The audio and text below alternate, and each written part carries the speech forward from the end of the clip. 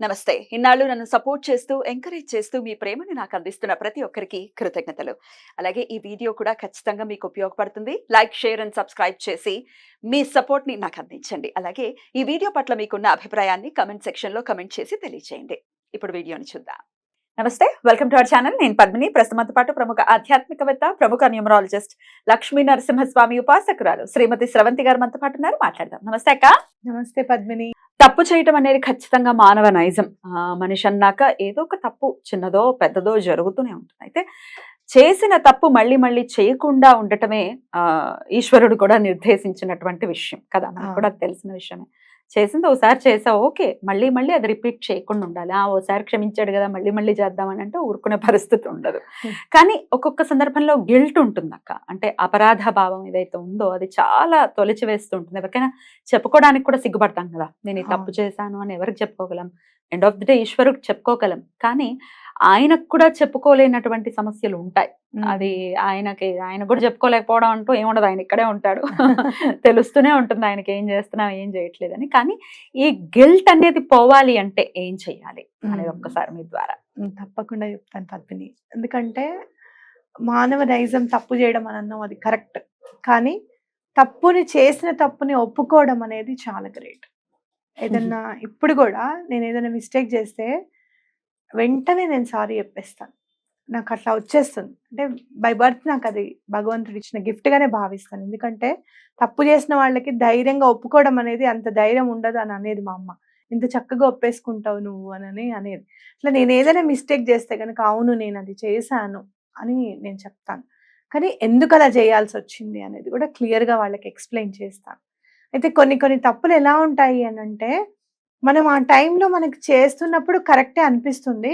కొన్ని రోజులు అయిన తర్వాత అయ్యో అప్పుడు అలా చేసి ఉండకుండా ఉండాల్సిందే, ఎంత చైల్డిష్ మెంటాలిటీగా నేను మాట్లాడేసానే, అసలు అలా అన్ని మాటలని వాళ్ళని బాధ పెట్టానే, ఈ రోజు నేను బాధపెడుతూనే ఉన్నాను అలా అనిపిస్తుంది. కొన్ని ఏమో తప్పక చేయాల్సి వస్తుంది. ఏదైనా కూడా మీరు గిల్ట్ గా ఫీల్ అవుతున్నారు అని అంటే పశ్చాత్తాపం అనేది చాలా ఇంపార్టెంట్ ఇక్కడ. అలా పశ్చాత్తాపం అనేది భగవంతుడి దగ్గర కూడా అయ్యో ఇది పశ్చాత్తాపడుతోంది, వీళ్ళు పశ్చాత్తాపడుతున్నాడు, ఇలాంటి బాధ నీ మనసు నుంచి తీసేయాలి అని కనుక భగవంతుడికి కూడా అనిపించాలి. అలా మనం ప్రవర్తించాలి.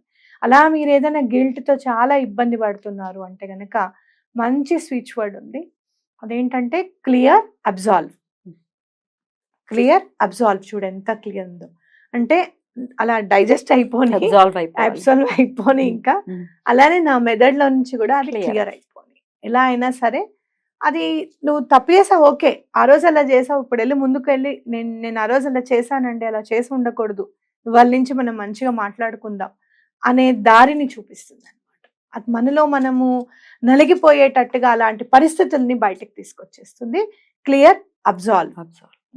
ఇక్కడ మనం ఒక నెంబర్ కూడా తప్పకుండా రాసుకోవాల్సి ఉంటుంది. అది ఫ్రీక్వెన్సీ నెంబర్ అనమాట. ఆ నెంబర్ ఏంటంటే 126.22 హర్ట్జ్. హర్ట్జ్ అనేది మనం ఎలా రాస్తాము, మీరు ఫిజిక్స్ చదువుకున్న వాళ్ళైతే చాలా ఈజీగా ఉంటుంది. హర్ట్జ్ అనేది HERTZ అనమాట. హర్ట్జ్ అనేది ఏంటంటే ఫ్రీక్వెన్సీని కొలవడానికి మనం యూజ్ చేస్తాం. అంటే ఫర్ సపోజ్ మీరు 1 కిలోమీటర్ వెళ్ళాలి, ఒక దూరం వెళ్ళాలి, దేంతో కొలుస్తారు? కిలోమీటర్.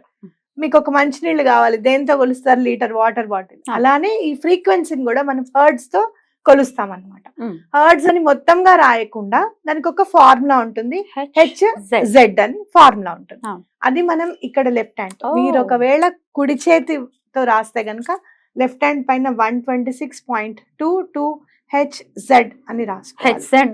పైన రాయాలి, 22 పైన, 22 పక్కన రాసుకోవచ్చు, పైన రాసుకోవచ్చు. హెచ్ కొంచెం క్యాపిటల్ రాసి, జెడ్ కూడా క్యాపిటల్ రాయాలి, కానీ హెచ్ కంటే చిన్నగా ఉండాలి. ఒకసారి చూపించేస్తారా? ఎట్లా అయితే మనం స్క్రీన్ లో మీరు డిస్ప్లే చేస్తారో అలా రాసుకోవాలి. మీరు ఒకవేళ ఎడం చేతి వాటం ఉన్న వాళ్ళైతే కుడి చేతి మీద రాసుకోవాలి. అయితే ఈ ఫ్రీక్వెన్సీ ఏంటి అని మనకి డౌట్ రావచ్చు. ఎప్పుడైనా కూడా మనము వైబ్రేషన్ మనకి అందాలి, ఆ పర్టికులర్ వైబ్రేషన్. ఇప్పుడు చూడండి, మీరు ఏసీ పెట్టుకున్నారు, లేకపోతే స్టాండ్ ఫ్యాన్ పెట్టుకున్నారు, ఏం చేస్తారు? ఆ ఫ్యాన్ ని మన వైపు తిరిగేటట్టుగా చేసుకుంటారు. నీ వైపు నా వైపు రావాలి అంటే అది కూడా తిరిగేటట్టుగా పెట్టుకుంటాం. అలానే ఈ హర్ట్జ్ యొక్క ఫ్రీక్వెన్సీ కూడా, ఆ ఫ్రీక్వెన్సీ మనకు అందాలి.